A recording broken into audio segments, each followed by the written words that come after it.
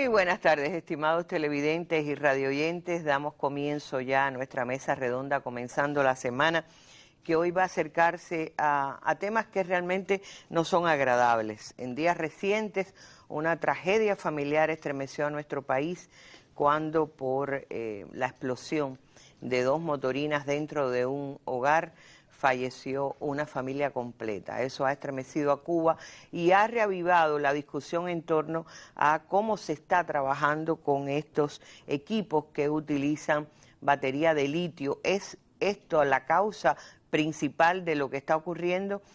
Para resolver estas preguntas tenemos invitados especiales hoy en nuestra mesa redonda que también se acercarán en el segundo momento del programa a los conflictos que tienen lugar o las protestas que ya estremecen durante más de 5 o 6 días a la capital de Francia, París. De esos temas estaremos hablando con un especialista, pero ahora les presento a nuestros primeros invitados, el teniente coronel Antonio Valdés Chión, quien es el jefe del Departamento del Cuerpo de Bomberos de Cuba. Qué gusto tenerlo aquí, gracias por aceptar nuestra invitación. Y el mayor Jerzy González Longo, primer especialista del Cuerpo de Bomberos de Cuba. Gracias por tenerlo. Es de verdad un honor siempre tener al Cuerpo de Bomberos de nuestro país junto a nosotros. Vamos a comenzar ya nuestra mesa redonda, pero como siempre, vamos antes a la noticia del día. La noticia del día hoy tiene que ver con la visita que realizó en las últimas horas el presidente del Estado Plurinacional de Bolivia a nuestro país y el agradecimiento que le ha dado al general de ejército Raúl Castro, al presidente de la República, Miguel Díaz-Canel Bermúdez, primer secretario también del Partido Comunista de Cuba en nuestro país, y al pueblo de Cuba por la contribución, y también ha recibido el agradecimiento de Cuba por la manera en que se ha dado la colaboración boliviana para restañar los daños de los últimos sucesos que han tenido lugar en nuestro país. Ahí tienen la noticia en Cuba Debate, ahora en portada, donde se ve al líder histórico de la Revolución General de Ejército, Raúl Castro, saludando a Lucio Arce, Lucho, conocido familiarmente así, el presidente de Bolivia, y luego con el presidente de la República de Cuba, Miguel Díaz-Canel Bermúdez. Hay más detalles en esta nota que está en el sitio Cuba Debate de la Mesa Redonda, y ya nosotros entramos en materia con nuestros dos temas de hoy. Uno tiene que ver con la creciente y dolorosa accidentalidad vinculada a la explosión de motorinas en nuestro país, y en un segundo momento, como les dije, a las protestas que hace ya varios días estremecen a la capital de Francia. Acompáñenos.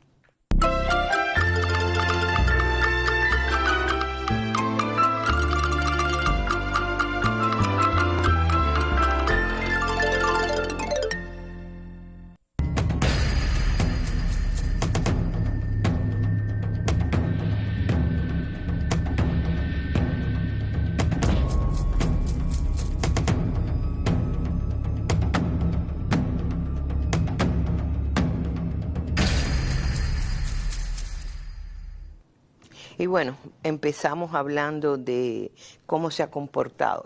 Se dice en las calles, se comenta en las redes sociales que se está convirtiendo en una verdadera epidemia la explosión de las motorinas en nuestro país, y que la causa podría ser el tipo de batería que utiliza, la manera en que se está usando.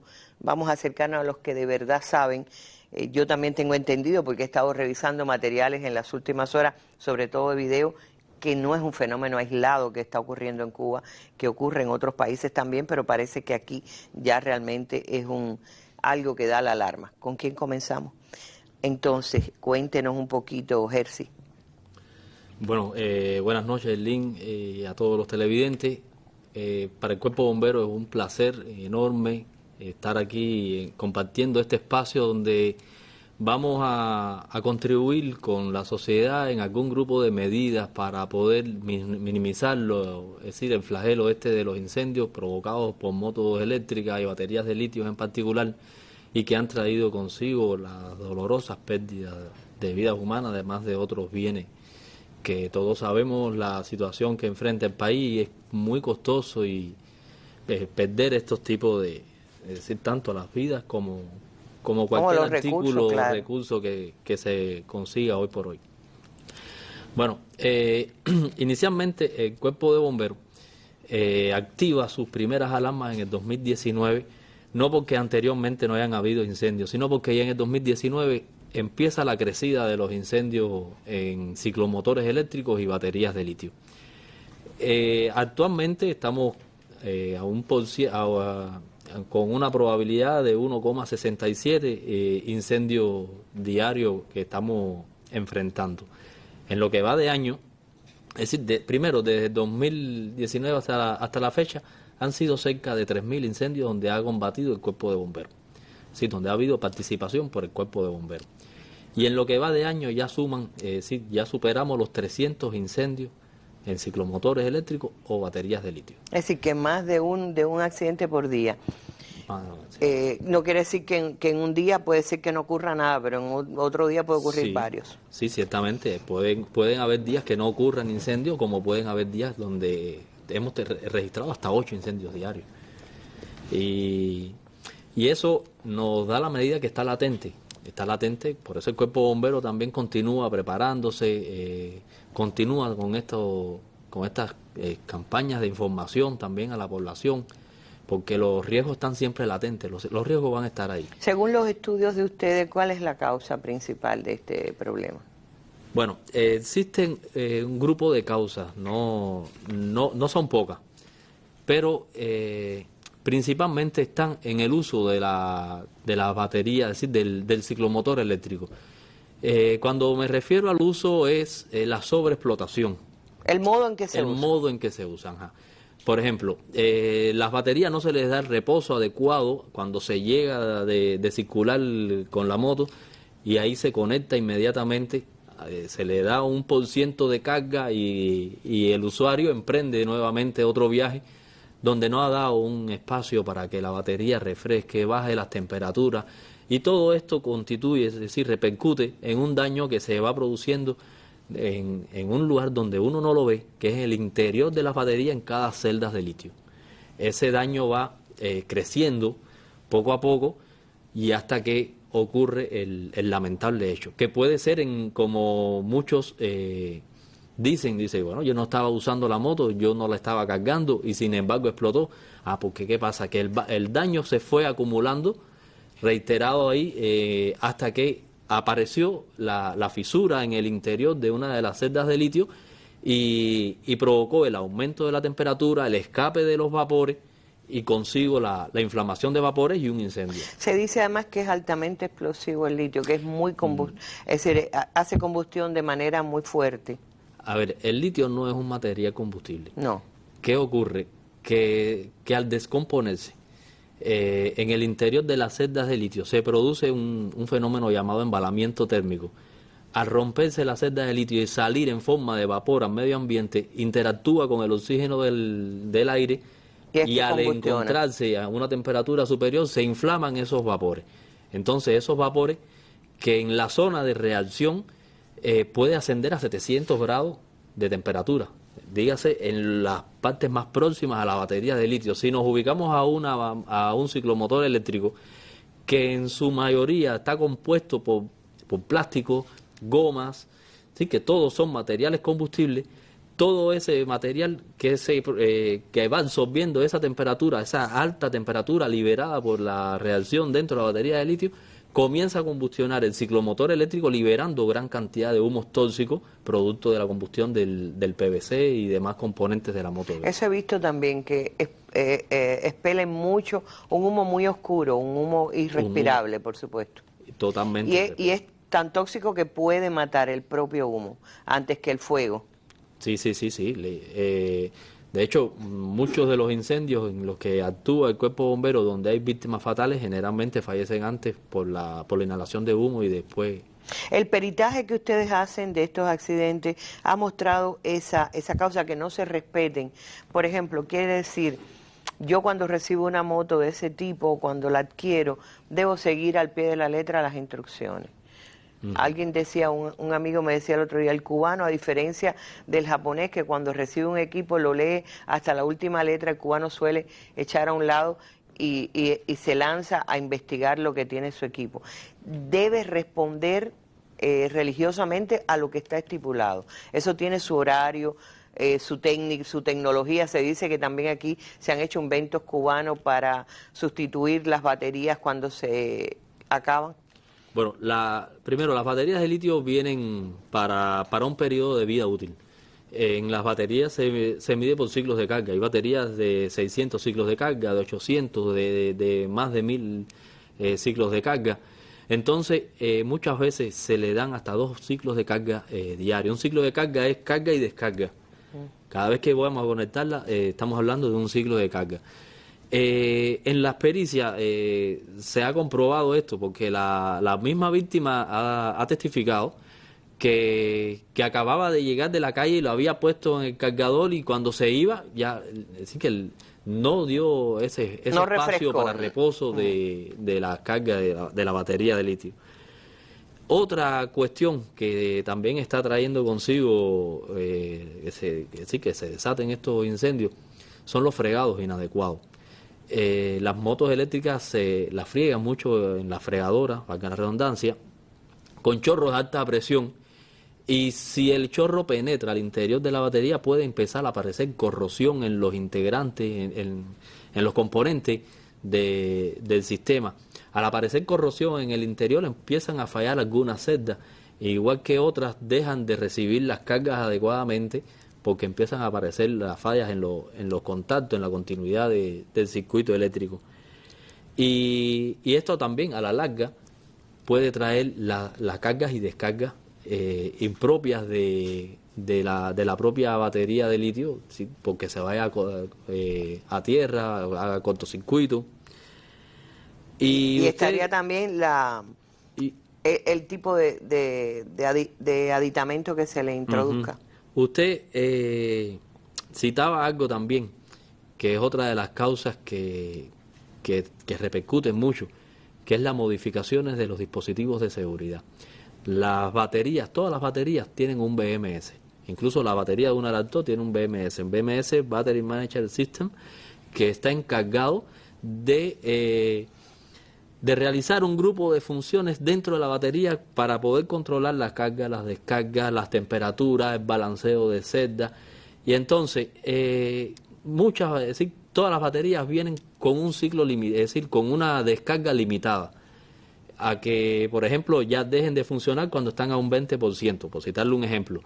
Y a veces el cubano quiere utilizar ese 20% y altera ese BMS para poder utilizar la carga total, que no repercute mucho, sino en 5 kilómetros quizás más, pero ya es una violación que está haciendo, ya son soldaduras que están haciendo en ese dispositivo electrónico. Y entonces esto lo que lleva es a que haya un calentamiento superior al capaz de soportar las celdas de litio, y todo, bueno, repercute en la misma causa. Realmente, bueno, ¿qué ha hecho el Cuerpo de Bomberos con este tema? Que ante la opinión pública hay esa idea de que hay un crecimiento exponencial, de que esto se ha convertido en una epidemia. Es lógico porque ha aumentado exponencialmente el número de motos eléctricas en el país, ¿no, Teniente Coronel? Cuéntenos un poquito qué están haciendo ustedes para evitar, antes de que atender estos incendios que se provocan. Buenas tardes, Ailín. Un gusto y un agradecimiento total por habernos invitado a este espacio tan reconocido, y a todos los televidentes y radioyentes que nos acompañan en esta televisión. Entonces, bueno, nosotros primero, el Cuerpo de Bomberos, teniendo en cuenta todas las disposiciones jurídicas, se faculta en la Ley 268 de 1974, donde faculta al Ministerio del Interior en la aplicación de las políticas de protección contra incendios. Asimismo, la Ley 116 del año 2013, con el Código de Trabajo también, donde faculta y designa al Cuerpo de Bomberos en los procesos de prevención, salvamento de personas y extinción de incendios. Nosotros hemos hecho un grupo de acciones en las cuales podemos mencionar un proceso de comunicación sobre el tema de los riesgos, las medidas de protección contra incendios, sobre todo en estos vehículos que se utilizan para el traslado de las personas. Primero, reconocer que esto es una necesidad que realmente llegó para quedarse y que tenemos que acompañarla y acompañarla desde el punto de vista de seguridad, y que este espacio, este momento que estamos hoy haciendo en este espacio televisivo es parte de ello. Nosotros tenemos que brindarle, transmitirle seguridad a nuestro pueblo de usar estos medios para su traslado, teniendo en cuenta las limitaciones que hoy hay en el transporte. Nosotros también se ha organizado la coordinación con entidades que se dedican a la comercialización de estos medios, ¿no?, para que le incorporen las medidas de seguridad contra incendios. Todos los años el Cuerpo de Bomberos celebra la Semana Nacional de Protección contra Incendios. Recientemente, en el mes de mayo, se organizó la edición 57, donde en un grupo de centros laborales, también en actividades con los niños, hicimos tareas de comunicación, de divulgación de nuestro mensaje, de un grupo de medidas que después vamos a relacionar para tratar de minimizar y reducir al mínimo este flagelo que tanto daño nos está haciendo hoy, y que realmente, como decía el mayor Herzi, hemos tenido que lamentar víctimas fatales y la pérdida de recursos muy queridos para nuestro pueblo. La preparación de nuestros especialistas, tanto en el proceso de prevención como en el proceso de extinción.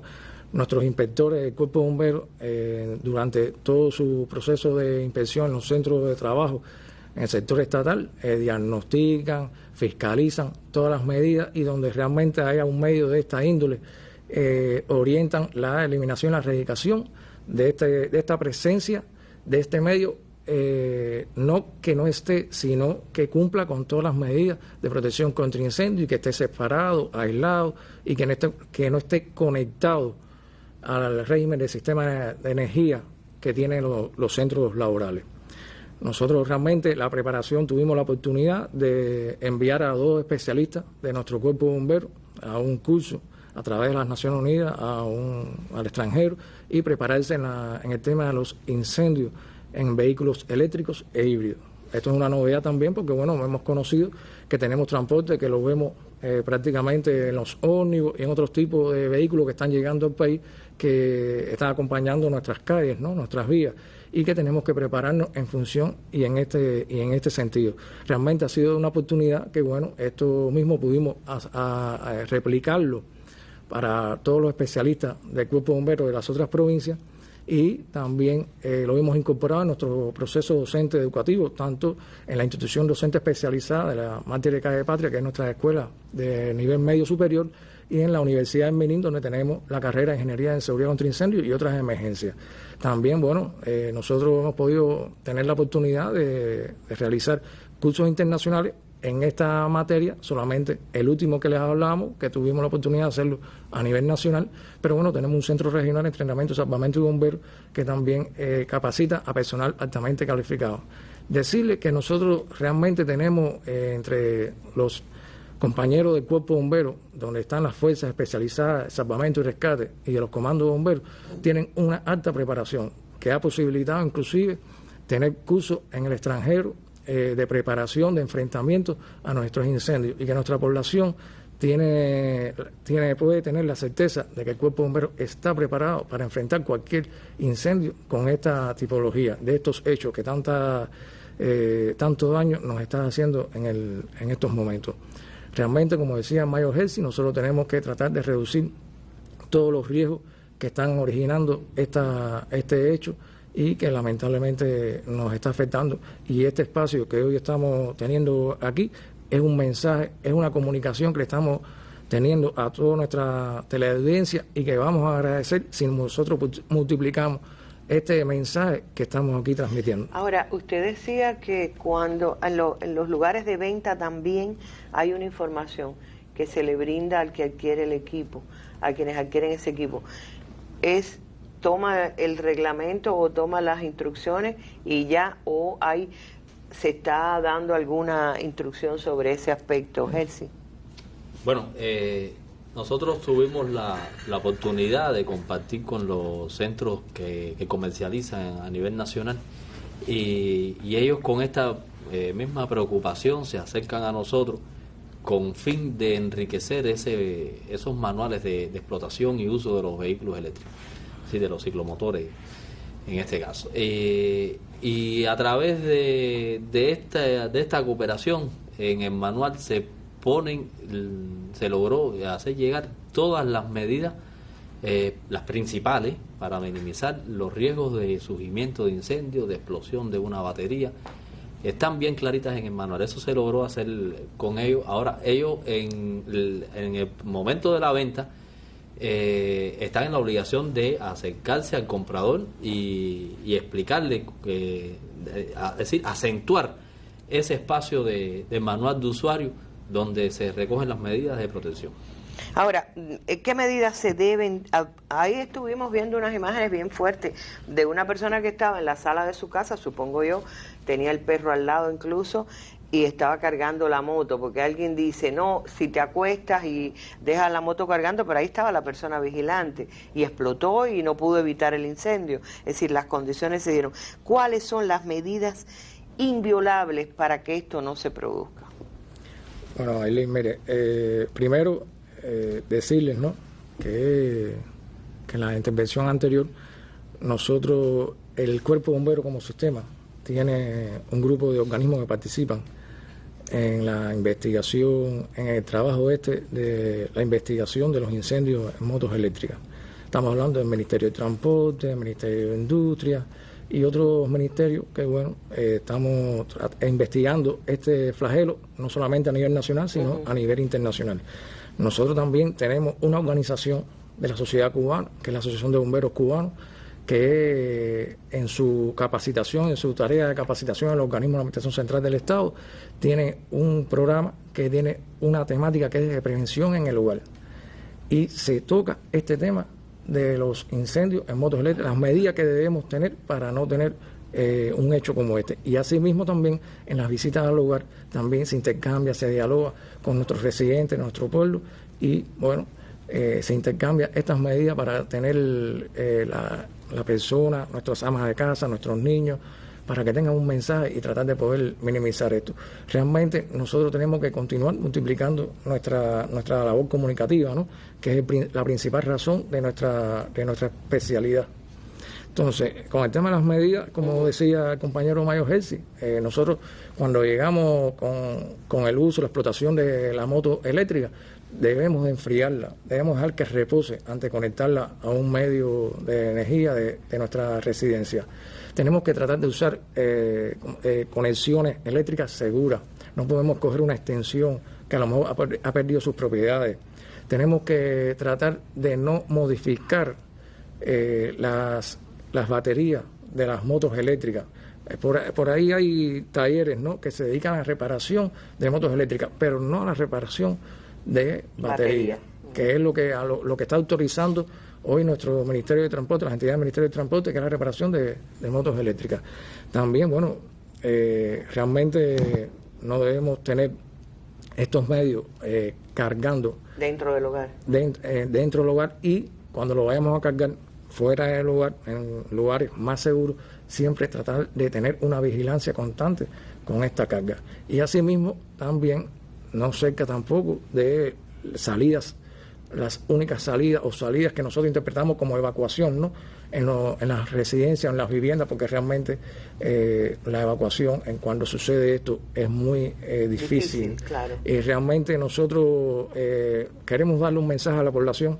Primero, seguir insistiendo que el número del Cuerpo de Bomberos es el 105, que cuando sucede un fenómeno como este, tratar rápidamente de comunicarse con el 105 para que nuestras fuerzas especializadas acudan al lugar. En todos los territorios hay un comando de bomberos. En La Habana, en todos los municipios hay un comando de bomberos, y en las provincias, en casi todos los territorios, hay un comando de bomberos. Si no, se trabaja en la fuerza de la Asociación de Bomberos, con los compañeros de prevención, en orientar y prevenir. Pero nosotros tenemos que transmitir e insistir en este tema, porque nos dedicamos a filmar las tragedias esto es un tema muy sensible y no ocuparnos de auxiliar, de ayudar. Y entonces cuando llegue el cuerpo bombero al lugar, auxiliar en el sentido de darle información del local o de las personas que puedan estar atrapadas dentro de la vivienda y que puedan ayudar a la labor de salvamento y extinción de incendios del cuerpo bombero. Ya. Esto, usted decía, es decir, siempre hay que tener por lo menos una puerta de escape, no es un solo lugar por donde entrar y salir. Pero bueno, todo el mundo no tiene esa condición, la gente puede... Hay personas que me han dicho, bueno, si donde único puedo tener la moto, mi casa, y mi casa es muy pequeñita, ¿dónde la voy a cargar? No se ha previsto todavía, no hay condiciones, tampoco le correspondería a usted, digo yo, pero en instituciones, en locales, que se pueda cargar, que haya lugares de carga y no que... Pero bueno, ahí también traería el riesgo de mucha gente cargando en un mismo lugar. Lo mejor es no cargarla en interiores de locales, y menos ya sean residencias o locales de almacenamiento de otros productos. Eso puede traer como explicaba el mayor Herzi, una combustión, una deflagración, y que realmente no solamente las personas que estén alrededor, sino también los medios y los artículos que estén también en el lugar presente. Realmente, sobre el segundo tema que usted nos comentaba, se está haciendo un estudio. Están haciendo un estudio los compañeros de algún grupo de organismos, pero bueno, no hay una regulación en estos momentos que determine que no se pueda, no comercializar ni utilizar. Al contrario, ese es el mundo de hoy, ese es el desarrollo en los cuales el vehículo eléctrico, además nosotros somos parte de ese desarrollo científico, técnico y tecnológico, y que nosotros tenemos que prepararnos constantemente para el enfrentamiento, para prevenir un incendio en este tipo de vehículos. Yo estuve en el 2013 en Vietnam y realmente tienen un uso tan extendido de estas motorinas. Pienso que también cumplen con algún requisito que tiene que ver con cierta práctica que a veces nosotros abandonamos, que es la de leer completamente las instrucciones cuando usted adquiere un equipo que utilice, por ejemplo, batería de litio, y que puede ser una motorina y puede ser otra cosa. Ustedes decían hasta una lacto puede estar en riesgo de causar un daño de ese tipo, aunque no sea con la gravedad de la explosión de una motorina. ¿Algo más que quisieran agregar respecto a este tema y de las regulaciones? Sí, hay algo que yo quiero que sea de conocimiento, ¿no? Un incendio en una moto eléctrica ocurre en muy poco tiempo. La que va a ocurrir casi siempre te da una señal. Por lo general, unos minutos antes de que ocurra el desastre, comienza a salir un humo color blanco, y eso quiere decir que ya hay algo que se está produciendo en el interior de la batería que te debe dar a la alarma, ¿no? Ahí debe dar, por eso es que recomendamos que en medio tiene que estar bajo vigilancia. De detectar eso y tener la moto en el interior de un local es tratar de evacuarla de inmediato y llamar de inmediato a los bomberos.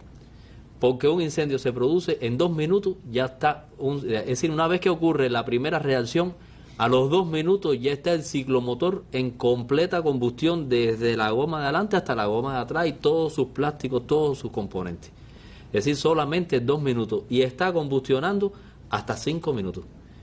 Por tanto, es un incendio muy rápido, se descompone muy rápido y en muy poco tiempo puede pasar muchísimas cosas. Puede incluso cambiarle la vida a las personas. Por tanto, no tardar en avisar a los bomberos, no divagar haciendo una afirmación, como decía el teniente coronel. No es ese el objetivo, es avisar, es salvar vidas y es extinguir el incendio lo antes posible. Extinguirlo se puede apelar, tiene que ser con medios técnicos especializados, es decir, solo puede ser con espuma, puede ser con agua, puede ser con qué. ¿Ustedes tienen algún tipo de recomendación en ese sentido? El cuerpo bombero utiliza como sustancia extintora universal el agua. Sí, pero no digo usted, digo a la gente de la casa. Ajá, y es la que empleamos como tal para esto. Pero en la vivienda igual de aplicación de agua bastante, porque lo que está combustionando es sólido, son los plásticos, es la goma, es aplicación de agua, y a la reacción en la batería, si tienen un poco de arena, se le puede aplicar. Lo que pasa es que la arena tiene que penetrar a las celdas de litio, pero las celdas están protegidas dentro de un cajón. Por lo tanto, lo que se recomienda es aplicar agua en abundancia. Regulaciones específicas no hay, es las mismas que rigen, o todavía no hay nada, ningún cuerpo de regulaciones respecto a estas motos, ¿no? No tenemos nada regulado como tal, más bien lo que estamos es estudiando las experiencias internacionales, que no son pocas. Esto no ocurre solamente en Cuba, esto está ocurriendo en el mundo. Estuve revisando varios videos y vi que hay incluso preocupación no solo en motorinas, como él decía, ahora que vienen los carros híbridos, que vienen carros que tienen otro tipo, porque creo que el carro híbrido recarga con su propio mientras transcurre también, mientras se mueve. Sí. Algunos por lo menos tienen esa ventaja, pero es una tecnología que empezamos a introducir en Cuba y que hay que informarse debidamente sobre esto. Es una práctica mundial y de ahí entonces que nos estamos nutriendo para entonces poder crear un sistema regulatorio, pero más bien, que creo que es lo más importante, informativo. Bueno, pues estoy de acuerdo. ¿Algo más? Aileen, una anécdota rápido ahí, sí. Aprovechar el espacio, ¿no? Yo ayer estaba cerca de un parqueo, un garaje como comúnmente le decimos, y bueno, hay un compañero con una moto esta de 2 plazas que es eléctrica, de las últimas que se han comercializado, y bueno, le estaba intercambiando con el parqueador y le decía, bueno, ¿y por qué me parqueaste esta otra moto eléctrica al lado? Y yo decía, bueno, parece que el mensaje está llegando. Porque tan temeroso en el tema de tener cercano un vehículo de esta índole y que realmente tenga una combustión, una deflagración y que pueda afectar el suyo. Bueno, aquí se hablaba, lo más dramático lo vivimos hace unos días. Creo que conmocionó a la sociedad cubana completa, porque hasta ahora eran prácticamente asuntos de motos que se queman, de carros que se dañan, pero hemos estado viendo, gracias a las imágenes que ustedes nos trajeron, la destrucción que causa en el lugar donde se produce, los bienes materiales de la familia que tanto trabajo cuesta tener, cómo se destruyen. Aquí mismo en la calle 23, en el edificio Hermana Giral, una noche hubo un incendio y es decir, las motos cargando, pero pagaron también los autos que estaban alrededor y se quemó todo. Por lo que ustedes decían, la rapidez con que vuela todo eso, y no quiero decir el humo que asfixia de la manera que asfixia. Entonces les agradezco muchísimo, y yo creo que la primera orientación sería que cuando usted adquiera una moto eléctrica, lo primero que tiene que hacer es leerse completamente el manual, actuar como un japonés, como decía un amigo mío, comportarse no como el cubano que se la sabe toda, solemos actuar yo por el camino le cojo la vuelta, yo me lo sé, sino leer, porque las instrucciones no son por gusto, y se está utilizando componentes que uno no conoce y con lo que no se ha relacionado habitualmente. Aprovecho para agradecerles a ustedes y al Cuerpo de Bomberos, a través de ustedes, todo lo que hacen día a día por preservar la vida y los bienes del país. Muchas gracias a usted también por permitirnos este intercambio con la sociedad. Gracias a ustedes por responder. Y seguimos en nuestra mesa redonda. Vamos al segundo tema.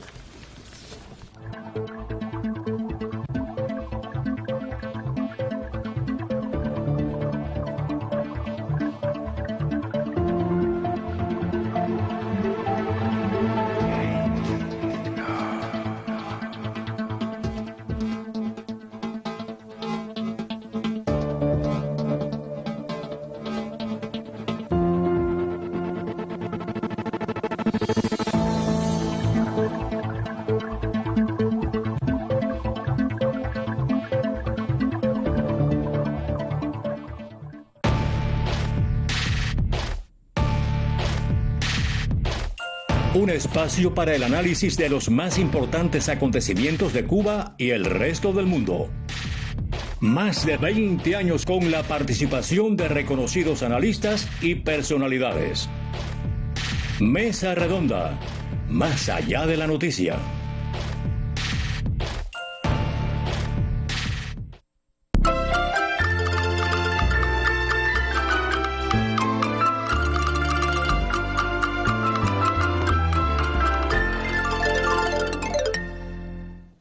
Me duele todavía esas imágenes que estamos viendo de el incendio de motorinas que tanto dolor ha causado en el país, porque la tragedia que se vivió la sufrió toda Cuba. Y cambiamos de tema. Decía mi invitada, bueno, hoy hablamos de incendios en todas partes, pues vamos a hablar de que arde París. Y arde París de protestas. Tengo aquí conmigo, y me da muchísimo gusto volver a recibir después de muchísimo tiempo ausente, a la doctora en ciencias Leila Carrillo Ramírez, investigadora del Centro de Investigaciones de Política Internacional, el CIPI. Leila, qué gusto tenerte de nuevo con nosotros, y vamos a hablar un poquitico de esto. ¿Qué es lo que está pasando en París? Que se parece tanto a algo que leímos de París hace, ¿qué?, 15 años. Ciertamente, para hablar de lo que sucede ahora, yo voy a hablar de algo histórico. En París y en Francia, en sentido general, las manifestaciones, las huelgas, los motines, los disturbios, suceden cada cierto tiempo y con mucha violencia. Hablemos de la Revolución de 1789. Hasta allá vamos. Hablemos de la Comuna de 1871. Recordemos el papel que jugó el Partido Comunista Francés en la movilización de las masas después de la Segunda Guerra Mundial, que en definitiva fue desarticulado por la Operación Gladio de la OTAN, que evitaba que los partidos obreros llegaran al poder, y eso mismo sucedió en Italia y en Portugal, por ejemplo. Pero si saltamos en los siglos, recordemos mayo de 1968, cuando ardieron las calles de Francia, no solo de París. Y a medida que ha pasado el tiempo, se repiten las manifestaciones, los motines, los disturbios, como le queramos llamar. Hay veces que se evita utilizar la palabra disturbios porque ese es un mecanismo para la intervención, como hacen en el caso de América Latina, África o Asia. Es un detalle, un simple detalle. Y después tenemos que recordar manifestaciones enormes en 1986, cuando asesinaron a un estudiante argelino, que no hubo quien parara aquello. Y después tenemos que hablar en el presente siglo de protestas que han ocurrido en el barrio llamado Rojo de Saint-Denis, cuando murieron 2 jóvenes huyendo de la policía porque eran presuntos terroristas, y las manifestaciones fueron enormes. Tenemos que hablar de las manifestaciones cuando el semanario Charlie publicó las ofensas a Mahoma, que revolvió el mundo completo, porque esto se transmitió hacia otros países musulmanes y a varios países europeos. Tenemos que hablar de los disturbios por el ataque antisemita de una tienda, que no fueron tan grandes como en el caso del mundo contra los árabes. Tenemos que hablar de las frecuentes protestas de los chalecos amarillos que se repiten cada cierto tiempo. ¿Y por qué se producen las manifestaciones o los disturbios de Francia? Yo me atrevería a decir, sin hablar de lo que dice la prensa, que es una manifestación de la lucha de clases, de las discusiones, de las incomprensiones, del no cumplimiento de las promesas de los partidos políticos cuando toman el gobierno.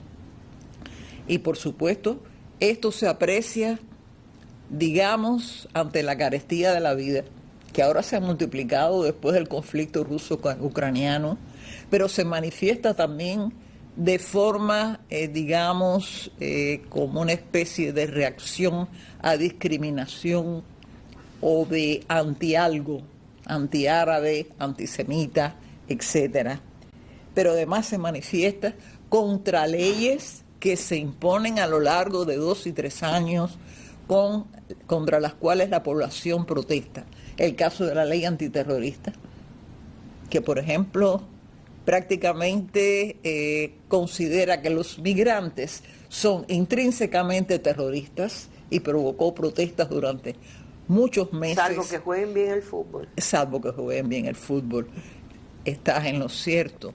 Pero también hay protestas que tienen que ver con insatisfacciones de la clase obrera, que sembró el Partido Comunista Francés hacia los sindicatos y los movimientos obreros franceses. Que siempre fue muy fuerte. Siempre fue y sigue siendo fuerte, pero sobre todo la CGT. Siendo fuerte, sin embargo los expertos hablan de que Francia como Europa está viviendo un momento fascista o prefascista. No vamos a ser tan... Es contradictorio el momento. Ajá. ¿Por qué? Porque hay una insatisfacción de las masas que llevó al derrumbe del Partido Socialista francés. Y eso provocó que los sectores se ampliaran hacia la derecha, la hiperderecha de los Le Pen, padre e hija. Marina y no hay que perder de vista que Francia insumisa, que es de carácter izquierdista, o al menos progresista, cobró uno de los 3 primeros lugares en las últimas elecciones. O sea, hay una contradicción interna entre las distintas fuerzas. Pero además hay un problema de la repetición, de evitar que los sueños y las necesidades de las masas se resuelvan. Por ejemplo, la ley por la extensión de la edad para la jubilación ha provocado 2 años seguidos de protestas en Francia, de distintos sectores. Y de todas maneras se emitió, porque claro, la Asamblea Nacional responde a los partidos políticos y no a las necesidades básicas del pueblo francés. Leila, vamos a hacer una pausa para ver un material y ubicarnos un poquito en contexto de esta protesta, porque como se decía al principio, París siempre ha tenido rebeldías anteriores, ha sido como vanguardia en la rebeldía dentro de Europa, pero creo que este hecho se ha repetido ya varias veces, que tiene que ver con el anti-algo, es decir, y en este caso contra el inmigrante, que casi siempre es la víctima al final de todos estos disturbios. Vamos a ver cómo lo han visto algunas televisoras extranjeras. Nueva noche de violencia y caos en Francia, donde la muerte el pasado martes del joven Naël en Nanterre, París, por el disparo de un policía, ha desencadenado una ola de indignación ahora mismo muy difícil de frenar. La de este sábado ha sido la 5ª noche de disturbios en el país y el número de detenidos aumenta según pasan las horas. Los últimos datos hablan de 719 detenidos, además de 45 agentes heridos, 577 vehículos incendiados y un sinfín de daños más. Más de 45.000 agentes se movilizaron un día más para sofocar los actos vandálicos. En la capital fueron desplegados 7.000 miembros de las fuerzas del orden. El gobierno ha hecho un llamamiento a las compañías de seguros para que faciliten toda la ayuda posible a los comercios afectados por estas revueltas, a la vez que trata en vano de frenar la violencia. El presidente Macron ha cancelado su visita de Estado a Alemania, mientras la oposición empieza a dividirse y crecen las críticas contra el partido de izquierdas Francia Insumisa por no condenar de manera tajante los disturbios. Naël, enterrado el sábado en Nanterre, ya descansa en paz. Naël es la figura ahora, pero hay otros elementos que corren por ahí y se habla de una extensión de Francia insumisa hacia otros territorios, no solo París, pero no solo Francia. No quisiera hablar mucho de ese tema porque entonces caeríamos en las propensiones de los partidos, a quienes se afilian, etcétera. Yo sí quisiera aclarar algo que siempre me ha llamado la atención, que es que la mayoría de los acontecimientos desde mediados del siglo pasado y el actual siglo comienzan en los suburbios. En los suburbios vive casi 1/4 de la población que es de origen extranjero. Son migrantes y sus descendientes, que tienen condiciones inferiores de vida, eso es importante señalarlo, y por lo tanto, a más miseria y a más problemas, hay más problemas y hay más persecución policial. Y ahí es a donde yo quisiera ir. El caso de Nanterre no es único, ha sido quizás el más violento de los últimos tiempos, porque hay vandalismo y hay desorden público, que es un elemento que no siempre ha funcionado en las manifestaciones francesas. ¿Por qué se produce este problema? Yo me atrevería a hablar de historia nuevamente. Hay muchos ciudadanos dignos franceses que todavía alimentan aquel sueño precioso de igualdad, libertad y fraternidad. La muerte de un jovencito es un crimen denominado infanticidio, pero además tiene que ver con la Convención para la Protección de los Derechos del Niño. Si recordamos los 2 últimos exámenes periódicos universales ante el Consejo de Derechos Humanos de Ginebra, a Francia le han sido situados 2 veces consecutivas más de 300 observaciones por la persecución y la forma en que las fuerzas del orden, llamado orden, reprimen a la población. El que ha estado en París y ha presenciado alguna manifestación recordará que las fuerzas de choque antimotines tienen los mecanismos más sofisticados del mundo, pero además utilizan arma larga y utilizan perros de presa en este siglo. Entonces eso, lejos de quitar o reducir las posibilidades de una reducción de la violencia, activa la violencia en la población. No estamos a favor en ningún momento del vandalismo ni de este tipo de actividades que ya no ocurren en París, sino que se desarrollan también en Lyon, en Marsella y en otras grandes ciudades francesas. ¿Cómo eliminarlo? ¿Cuál es el escenario? No me atrevo a decirlo, pero el gobierno está realmente preocupado. Está muy preocupado, no solo porque el presidente haya cancelado su viaje a Alemania, con la que tiene planes muy importantes, sobre todo ante el conflicto ruso-ucraniano, o de carácter económico, o de la llamada Europa del futuro, sino porque también hay una situación especial que al engendrar y salir de la violencia puede ser indetenible. Entonces, las manifestaciones demuestran una vez más que cuando no se cumple el mínimo de las intenciones y de las aspiraciones de la población, puede estallar en cualquier momento. Desafortunadamente, casi siempre estallan con la muerte de alguien. Eso sucede con frecuencia. No solo en Francia, pero bueno, estamos analizando el caso de Francia. Se le puede adjudicar a Francia insumisa que se esté regando por el mundo, o pueden hablar de las redes y la influencia de las redes en la política exterior o en la política interna o en las manifestaciones, pero bueno, las redes no existían en mayo del 68 y aquello fue muy violento. Las redes no existían durante la revolución del 89. Entonces, ¿a quién culpar? Yo me atrevería a hablar de la necesidad de escuchar. Hace muchos años escribimos un artículo con una metáfora que decía: desde la Torre Eiffel y el Elíseo no se divisan los problemas de los suburbios. Y eso es un elemento que hay que escuchar.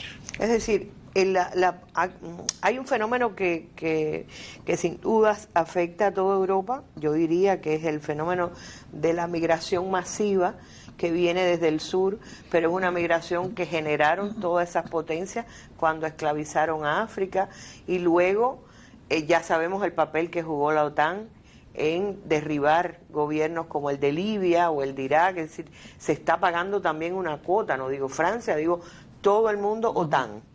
Vamos a hablar seriamente en ese sentido.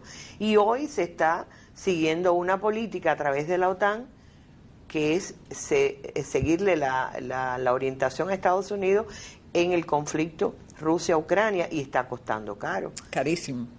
Es decir, se está resintiendo la reunión que convocó el propio Macron en París para ver la solución a los problemas económicos. Tiene que ver, porque usted no puede impulsar desarrollo de las grandes potencias y dejar atrás a un mundo que se le viene encima luego, y que no puede ser solo mano de obra barata o buenos jugadores de fútbol. También serán masas que están pidiendo su espacio en esas naciones. Indudablemente hay una situación que enfrentan no solo los países que contienden o que subrepticiamente participan en el conflicto, sino que hay un elemento que atañe a las masas que resulta inevitable, pero además no tiene solución, porque si se encarece los servicios públicos, el combustible y algunos alimentos, evidentemente tiene que haber una protesta. Y eso es lo que se forma. Hace falta solamente una pequeña chispa, y estamos hablando de una mesa incendiaria, para que se alcen y se produzcan manifestaciones y protestas. Ese es el elemento, pero el elemento crucial sería cómo resolver esos problemas que atañen no solo a Francia, sino a toda la Unión Europea, porque si usted va a Alemania, por extensión al mundo. Y si usted va a Alemania, ve que en Alemania también hay repercusiones de este conflicto. Pero bueno, estamos analizando Francia y algunos consideran que exclusivamente la culpa es de los revoltosos. Claro, pero también se habla de la ley que permite el empleo de armas de fuego para la represión y que deriva en muertes como la de Nahel, que es la chispa que prende el pasto seco, como se dice, enciende la pradera, ¿no? La famosa metáfora. Se habla también de eso, es decir, las regulaciones que van presionando sobre la clase obrera o la clase trabajadora, ya no se habla de obrera, sino la clase trabajadora, es otro concepto, pero estamos hablando también de el modo en que se reprimen la protesta social. Y la emergencia de la derecha, la ultraderecha. Sí, es muy complejo. Es muy complejo porque si usted reprime a la población, surge una rebeldía o se incrementa. Bien o mal orientada, bien o mal dirigida, bien o mal surgida. Y entonces la respuesta de los de abajo, si recordamos al novelista, es que tiene que rebelarse contra la situación existente. Claro.